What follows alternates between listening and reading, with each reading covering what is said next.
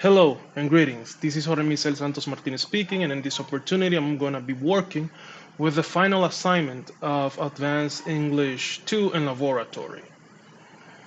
This is the final trimester of the year, so there is a lot of things to talk about, and mainly the main topic of this assignment is alternative tourism versus mass tourism. With all of this said, let us begin.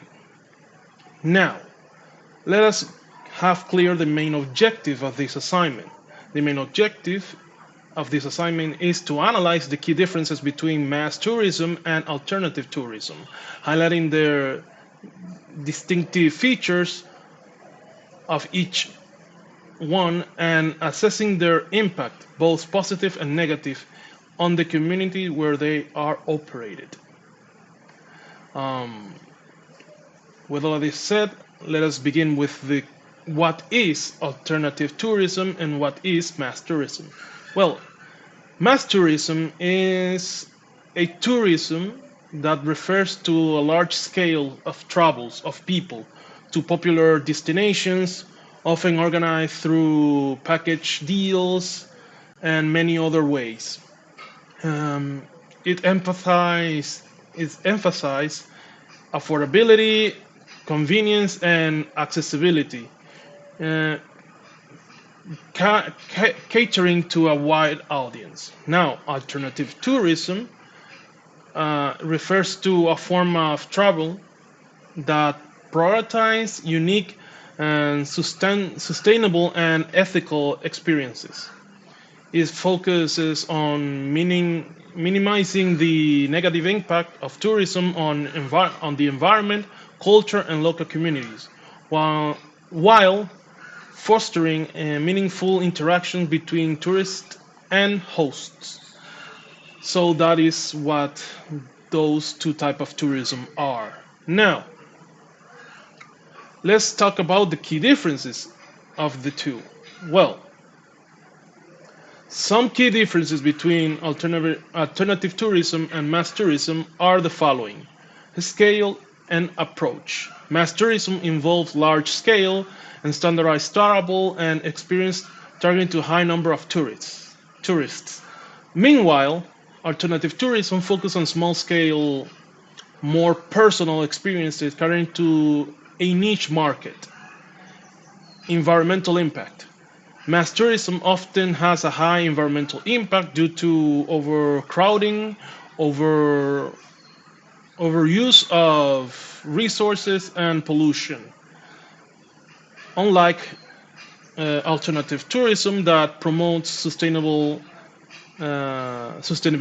and aiming to minimize the environmental damage and uh, cons- support and conservation efforts. Um, Cultural impact. Mass tourism limits or superficial interaction are pardon. Mass tourism limits our superficial interaction with local communities, often prioritizing commercialized attractions. There, like for example, mass tourism likes more places that offers you more activities cater to entertain you, such as sporting events, um, cultural events, and all sorts of other type of activities that cater to a larger audience. Alternative tourism encourage meaningful engagement with local cultures, traditions, and lifestyles. Economic benefits and distribution. Mass tourism benefits are often catered in a large corporation and international operators with limited local economic impact. Therefore, not much is given to the community that this type of tourism is applied. Alternative tourism otherwise focus on supporting local economies, small businesses, and community-based activities. Now, let's go to The advantages and disadvantages of mass tourism and alternative tourism. In regards to advantages of mass tourism, it has economical and accessible for a wide range of people, contributes significantly to the local and global economy, supports infrastructure and development in host and destinations. Disadvantages. Well, the main disadvantage of mass tourism is environmental degradation, pollution, depletion, loss of local culture identity due to homogenization, and overcrowding of popular destination. An example is Venice and Barcelona, to say a very keen example of this. Uh, Alternative tourism. Well, the advantages of alternative tourism is promotes sustainable practices and environmental conservation, encourage culture exchange and community development, and offers unique and authentic experience for travelers.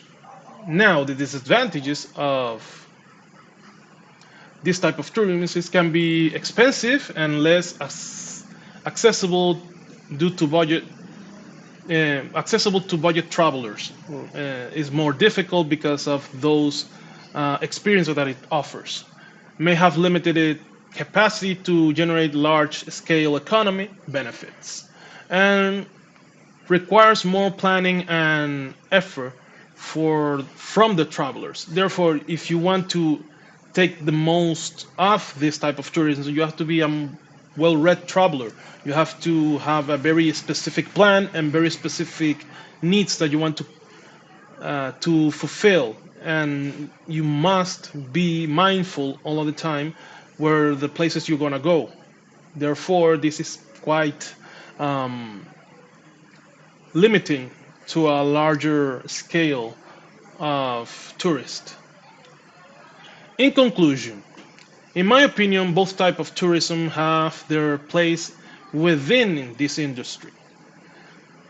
Mass tourism is ideal for those seeking an accessible and convenient experience. However, its impact can be negative for both the environment and the local cultures due to excessive consumption of resources and excessive commercialization.